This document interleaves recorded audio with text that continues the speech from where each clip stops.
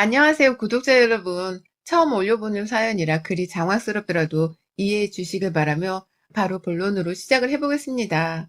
저는 현재 인천에 살고 있고 나이는 35이에요. 허니문 베이비로 아이를 가져서 지금 제 첫째 아이가 4살이고 둘째가 5달 전에 태어났습니다.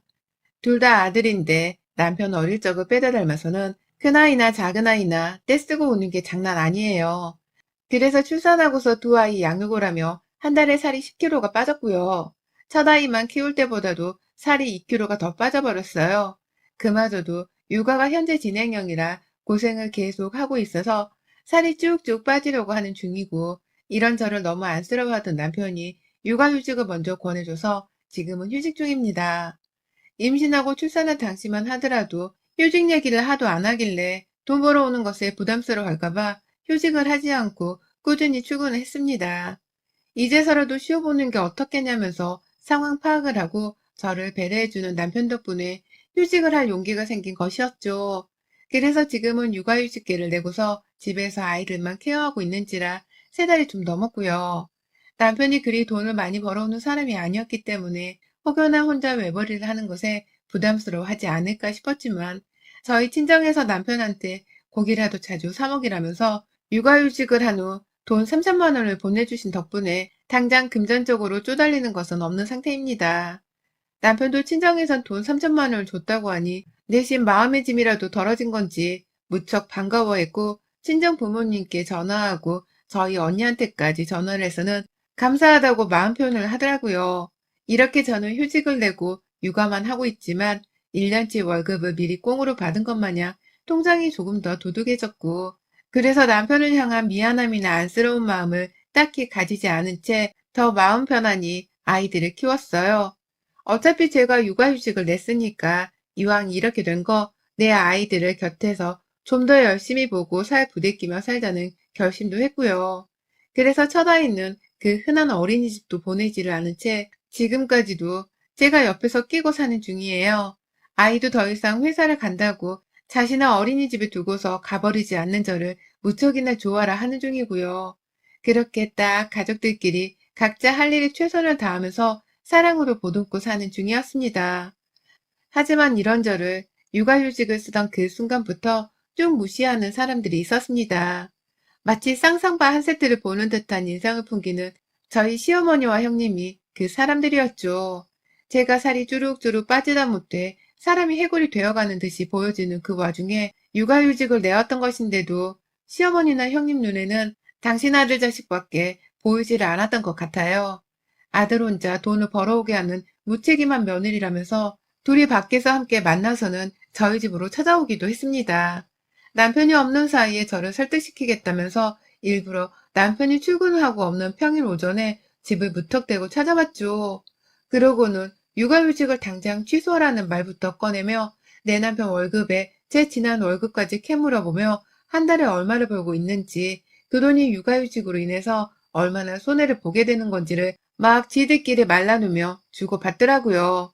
특히 저희 형님은 자기가 더 흥분을 해서는 남의 직장의 월급에 관해서 왈가왈부를 하셨는데요. 당장 너무 황당했던 나머지 남편이랑 상의를 해보겠다는 바보 같은 말을 하면서 겨우 위기의 순간을 넘길 수 있었습니다. 그 후 저희 친정 부모님께 돈 3천만 원을 받게 되면서는 남편이 바로 시댁에 말을 전해서 더 이상 시누이와 시어머니가 저한테 돈 문제로 육아휴직을 취소하라는 말을 꺼내진 않았습니다. 일단 저는 그 당시 기분이 굉장히 나빴어요.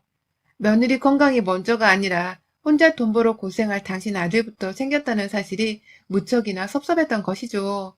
제가 아들도 둘이나 떡하니 낳았을 때 수고했다는 말 한마디를 따뜻하게 해주지 못한 분들이셨거든요.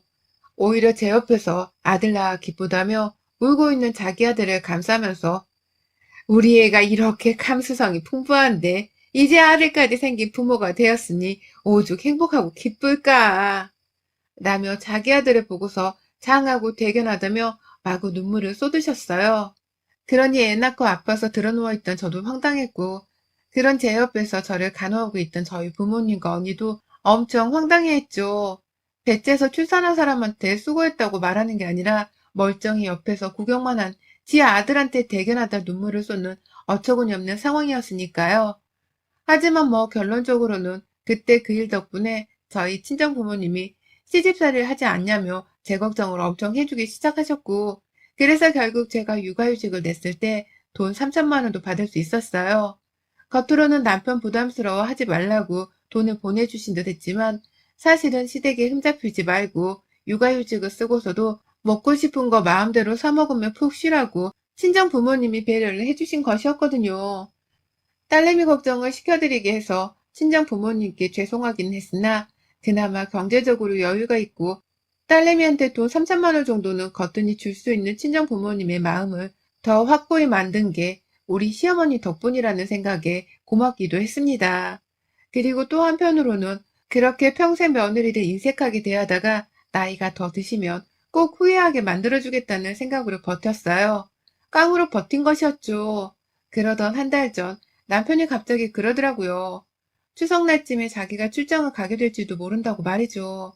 확실한 건 아니지만 만약 출장 가게 되면 저 혼자 시댁에 보내기는 그러니까 그냥 이번 추석은 집에서 쉬라고 말입니다. 그 말을 듣자마자 얼마나 기쁘고 반갑던지요. 가뜩이나 명절에 시댁에 가는 게 죽기보다 싫었는데 가지 말라고 해주니 고마울 수밖에요. 그간 저희 부부는 아이들을 데리고서 시댁을 정말 주구장창 드나들었었거든요. 코로나가 터지고 나서도, 그리고 제가 막달이었을 때도 그렇고 시어머니가 자기 아들 보고 싶어 죽겠다고 자꾸만 불러내시니 제가 남편을 따라서 차를 타고 서울 시댁에 곧잘 찾아갔어요. 꼭 가면 자기 시댁에 제사가 없는 형님께서 자기 엄마 보겠다고 친정으로 먼저 달려온 바람에 시댁 안에서 형님까지 마주봐야 했었고요. 그렇게 저와 나 별로 탐탁치 않아 하면서 남보다 못한 어색한 사이로 지내오던 시어머니와 형님을 저는 명절이 끝날 때까지 옆에서 보다가 와야 했어요.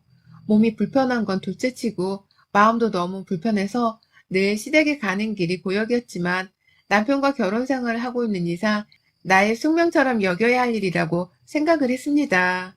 그래서 뭐가 되었든 남편이랑 싸우기도 싫고 또 시어머니랑 싸움의 판을 벌리기도 싫다면서 주구장창 시댁을 찾았죠.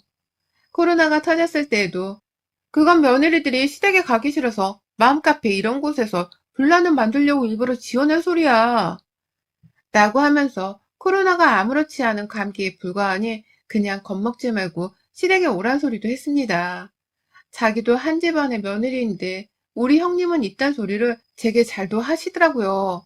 꼼수 부리지 말고 시댁에 오라고 하시는데 저 그래서 정말로 둘째 낳기 직전에도 시댁을 찾았어요. 내 몸 하나 건사하기 힘들었던 때였고 손에는 우리 첫째 아이가 들려있어서 제 손이 정말 남아돌지를 않았거든요. 엄마만 찾고 엄마랑 떨어져 있으면 울고 보채는 첫째 아이 때문에 아이 하나 케어하는 것만으로도 너무 힘들었는데 그 와중에도 시댁을 찾았어요. 자기 아들이 며느리한테서 밥 잘 얻어먹고 사는지만 중요하셨던 시어머니는 당연히 힘든 저를 본체맞아 하셨고 아들 하나만 잘 먹이고 돌려보내겠다면서 진수성찬을 차리셔서는 남편 앞에만 한가득 놓아주셨죠. 그걸 보면서도 저는 단 한 번도 저한테도 밥 좀 잘 차려달란 소리를 안 했습니다. 넌 살 좀 빼라! 라면서 임신한 며느리한테 살타령을 해대는 시어머니께 뭘 더 바랄 수가 없었거든요. 바라는 게 사치이기도 했고요. 그래서 그냥 아이를 돌보는 척을 하면서 밥도 먹는 둥 마는 둥 했고 애초에 좋은 밥상을 차려먹겠다는 기대도 하지 않았어요. 그냥 시댁에 불러내서 내 밥그릇 하나 차려주시는 것만으로도 감사하다고 생각을 하려 했죠. 그러다가 제가 둘째를 낳고 나서 몸 상태가 급격하게 나빠진 후 남편이 저를 생각해서 육아휴직 제한하고 친정에서는 저 생각해서 돈 3천만 원을 주고 하니까 시댁에서도 제가 은근히 남편과 친정한테서 대접을 받고 잘 사는 사람이라고 생각을 한 건지 섣불리 함부로 불러내지는 않았어요. 육아휴직 내고 처음에만 다시 복직하라고 눈치 주고 잔소리를 하긴 했는데 저희 친정에서 받은 돈 3천만 원 얘기를 듣고는 그 잔소리나 눈치마저도 쏙 들어갔었죠. 그런 와중에 남편도 추석에 시댁에 안 간다고 하니 저는 완전히 이번 추석을 해방된 채로 보낼 수 있겠다 싶어서 너무 즐거웠습니다. 남편 따라서 지방 출장을 따라갈까 싶은 생각도 했지만 그냥 휴식이 좀 필요했던 저였는지라 집안에서 남편 밥 안 차리고 편히 아이들 따라 낮잠도 자고 진득히 집에서만 보내자는 단순한 계획을 세웠어요. 하지만 시어머니는 귀신 같은 이런 제 남편과 저의 계획을 전해 들으셨어요. 남편이 혹여나 싶어서 저를 대신해 직접 시댁에 추석날 가지 않을 것이라는 말을 전했나 본데 그걸 시어머니가 노발대발 하신 겁니다. 그러고는 저한테로 전화가 오셨어요. 남편의 말을 듣고서 저한테 전화를 하신 건 바로 이틀 전이었고요. 전화를 받으니 오랜만이다. 요즘 남편이랑 친정 믿고서 나한테 안부 전화 할 생각조차 한 번 안 하고 있는 것 같다 너. 라면서 대뜸 12조로 말을 걸더라고요. 가만히 집에서 체력 보충하며 애 키우기 바쁜 며느리한테 남편이랑 친정을 믿고서 안부 연락을 한 번 안 하려 한다고 하시다니. 이러고도 이 아줌마가 우리 애들 할머니라고 불릴 자격이 있나 싶더라고요. 하지만 어찌되었던 천륜을 저버릴 수 없는 내 아이들의 할머니였기에 최대한 예의는 갖췄습니다. 그런 게 아니었는데 섭섭하게 만들었다면 사과를 하겠다면서 저자세로 나갔죠. 그런데 이런 저를 향해 시어머니는 함께 목소리를 낮추고 예의 있게 대화를 나누시기는커녕 좀 더 만만하다는 듯이 저를 아주 무시하며 말을 이어갔어요. 이번 추석에 넌 당연히 와야 하는 거 알지? 네 남편이 오지를 않는다면 너라도 와서 며느리 노릇을 할 생각부터 해야 하는 게 정상 아니냐? 어떻게 네 남편이 안 온다고 너까지 따라서 안 올 생각을 해? 너도 출장을 따라가는 거야. 뭐야? 네가 거기 가서 남편 회사 일을 거들며 당일 시급이라도 받는 거야. 뭐야? 라면서 제가 시댁에 와야만 하는 이유를 언급하더라고요. 그러니 저도 남편이랑 이미 상의를 하고 다 끝낸 일인데 갑자기 혼이 난다며 기분이 언짢을 수밖에 없었습니다. 솔직히 제안은 남편이 먼저 했고 남편 집 일이었으니 저는 남편의 말을 들은 것뿐이었는데 저한테 이런 말을 하시니 기분이 나쁜 건 당연했어요. 그러나 더 큰 문제는 그 다음에 일어났습니다. 시어머니가 전화를 하면서 더 목소리를 높이려 하시던 도중 시누이가 전화를 바꾸더라고요. 둘이서 같이 집에 모여서는 작당을 하고서 저한테 연락을 했던 겁니다. 잠깐 서울집으로 오라고 하더라고요. 못 오면 자기들이 지금 저희 집으로 오겠다고 말입니다.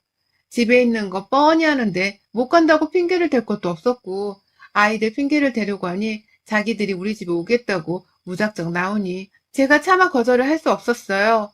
내 집에 시모랑 시누이를 들여서 언제 갈지도 모르는 사람들을 계속해서 붙잡아 두고 있느니 차라리 내가 후다닥 시댁에 다녀오는 게 낫겠다 싶은 것이었죠. 그래서 저 아이들 데리고서 시댁을 찾아갔어요. 당연히 지하철을 타고 갔습니다. 첫째 아이 손을 잡고서 둘째 아이를 유모차에 태우고서는 시댁을 찾았어요. 집에서 출발하기 전에 남편이 자기가 퇴근 후 저를 데리러 시댁으로 오겠다고 말하길래 일부러 남편의 퇴근 시간까지 계산을 해서는 좀 늦지막히 출발을 했습니다. 그 사이 시누이가 출발을 했냐 어쩌냐 하면서 자꾸 연락이 오는데도 일부러 속마음을 느긋하게 먹고는 천천히 남편을 볼 생각으로 늦지막히 도착을 했죠. 시댁에 가니 시누이는 자기 남편도 없이 자기 혼자 시댁에 와 있더라고요. 옆에서 시어머니 손에 차려진 밥이라도 얻어먹은 건지 입에는 뭘 씹어대고 있는 채로 손에 젓가락을 들고선 현관에 나왔어요.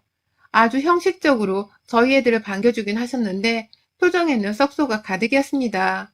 차마 마지못해 웃는 그 썩소였습니다. 둘 다 무슨 할 말이 있는 건지 눈치를 주고 계시고 그런데 누가 먼저 말을 할까 뜸을 들이시는지 둘이서만 자꾸 저 몰래 눈을 맞추더라고요. 소외당하는 기분이 느껴질 정도로 말입니다. 이럴 거면 나를 굳이 왜 불렀나 싶기도 한데 그런 생각이 들 때쯤 너도 밥 먹어야지 라면서 시어머니가 갑자기 제게 밥을 차려주시대요. 시누이가 먹고 있던 밥상에 그냥 밥그릇 하나 더 올려주신 겁니다.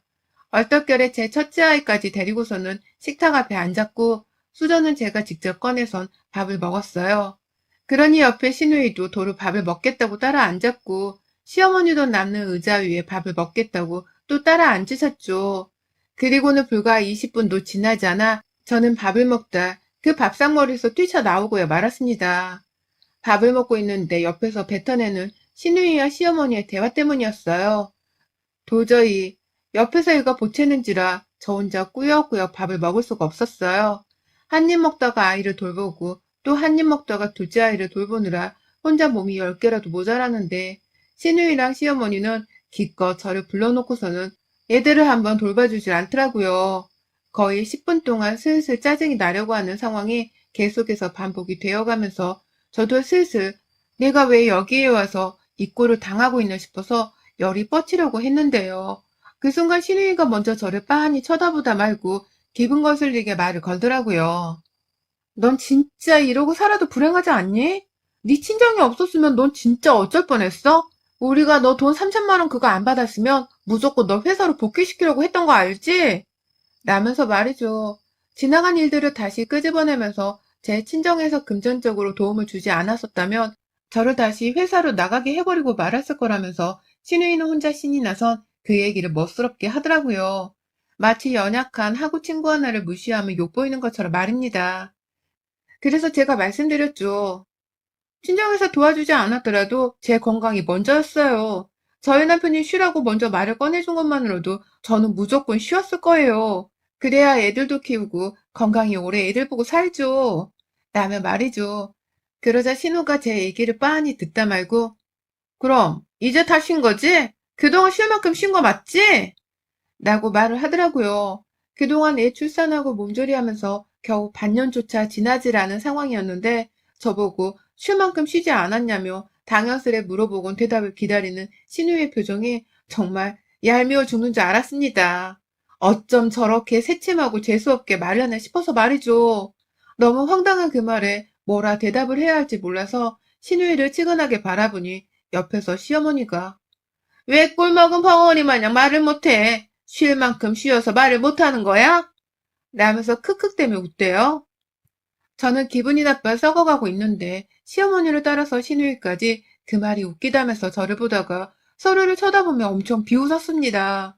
굳이 안 내도 돼. 돼지 먹다는 웃음소리까지 내면서 말입니다.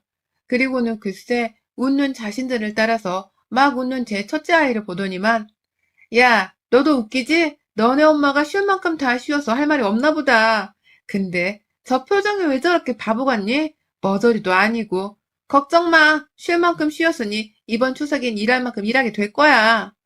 라고 말을 하는 게 아니겠어요? 제 아이를 향해서 이제 겨우 4살이 된 제 아이를 향해서 시누이가 협박도 아닌 그딴 말을 하더라고요. 제가 그간 육아휴직으로 집에서 퍼들러 놀았으니 이번 추석에는 반드시 시댁에 와서 일을 해야 할 거라고 말입니다. 일할 만큼 하게 될 거라는 협박 같은 무시무시한 소리를 4살짜리 제 아이의 볼을 만지작거리면서 싸늘하게 말하는데, 와, 진짜 그 옆에 있는 제가 무서워 오줌을 지릴 뻔했습니다. 그도 모자라서 이번 추석이 뭐니? 주말까지 다 껴서 그 연휴 5일 동안 내내 일해야 할걸? 설마 주말은 쉬겠다고 또 꼼수 부리거나 네 남편 따라 출장 가겠다고 지방으로라도 도망을 치려고 하는 날엔 내가 싹 털어올 거야. 그 돈 3천만 원. 라고 시어머니가 신우말을 보태며 말하더라고요. 감히 저희 친정에서 저 쓰라고 주신 돈 3천만 원 언급하더니만 급기야 그 돈을 자기가 싹 털어올 거라는 말까지 하면서 반드시 주말에도 시댁에 오라고 말입니다. 이건 뭐 말 그대로 웃는 얼굴을 한 깡패들 집에 초대를 받아서는 명절에 제사 지내러 오라는 협박을 받은 상황과 다름이 없었습니다. 그 사이에 내 아이가 볼모로 잡혀있는 듯이 앉아있던 바람에 저는 화도 못 내고 그렇다고 애 둘 데리고 시누이랑 시모를 물리치면서까지 뛰쳐나갈 용기도 없었어요. 그런데 애들을 두고 나가자니 아무도 내 아이들의 보호자가 아니었는지라 애들 걱정에 섣불리 그러지도 못했고요. 자존심이 뭉개지고 화가 치밀어 오르다 못해 너무 분해 죽겠지만 남편이 퇴근할 때까지 참았어요. 한참 씩씩대며 얼굴이 다 화끈거렸는데도 무조건 그냥 한 귀로 흘러들이면서 신우와 시무의 막말을 감내했습니다. 그리고는 거의 1시간 정도가 지나서 남편이 집에 도착했다는 전화를 걸어왔을 때 당장 시댁으로 들어오란 소리를 남긴 채 전화를 끊자마자 기다리고 있던 복수를 시행했어요. 그 1시간 내내 지들끼리 웃다가 겁박을 하다가 저를 노려봤다가 얘를 보고 웃기를 했다가 하며 사이코패스들 마냥 저와 애들을 가지고 놀던 시댁 것들을 절대로 가만두지 않겠다고 이를 갈다가 결국 터트린 것이었죠. 내가 니들 무서워서 지금껏 참고 있었는 줄 알아? 애들 두고 가기가 걱정되어 참고 있었는데 이제 남편이 왔으니까 내가 더 이상 참을 일도 없다. 니들은 진짜 사람이 아닌 것들이니 내가 오늘 짐승대야들 한번 굴어줄게. 나는 말을 남긴 채 그때까지 제 옆에 붙어서 막말을 해대고 있던 신우와 시모의 머리채를 동시에 낚아챘습니다. 끼악 하는 돌고래 비명 소리가 하늘 천장을 찌르는 그 순간 옳았구나 하면서 신우와 시모의 머리채를 확 박치기 해버렸어요. 제 양손에 잡힌 두 년의 머리통을 그냥 순간적으로 서로 부딪히게 해버린 겁니다. 제 손에 질질 끌린 채 박치기를 하도록 말이죠.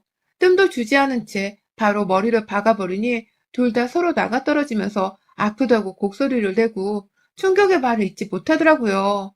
그 와중에 신우이는 따낸 지가 젊다면서 먼저 일어나 저한테 뺨이라도 한 대 날리겠다고 손을 들었는데 제가 그 자리에서 바로 뒤에 있던 작은 방 안까지 신우이를 끌고 들어갔어요. 내 아이가 이 상황을 더 보는 걸 바라지 않았거든요. 안에 들어가 문까지 걸어 잠그고 신우의 뺨을 얼마나 쳐댔는지 몰라요. 그 안에 간이 침대가 놓여져 있었는데 그 옆구석에 밀쳐내고는 방 안에 있던 잡동사니를 쏟아붓듯 신우이한테 던져댔죠.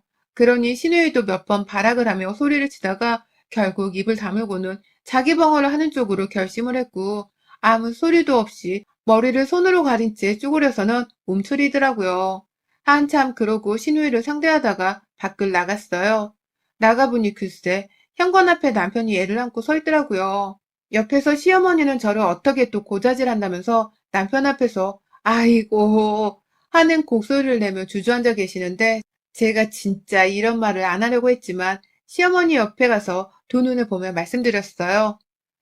내가 만약 당신 같은 엄마를 뒀었다면 부끄러워서 캑 죽어버렸을 거예요. 그렇게 살지 마세요, 어머님.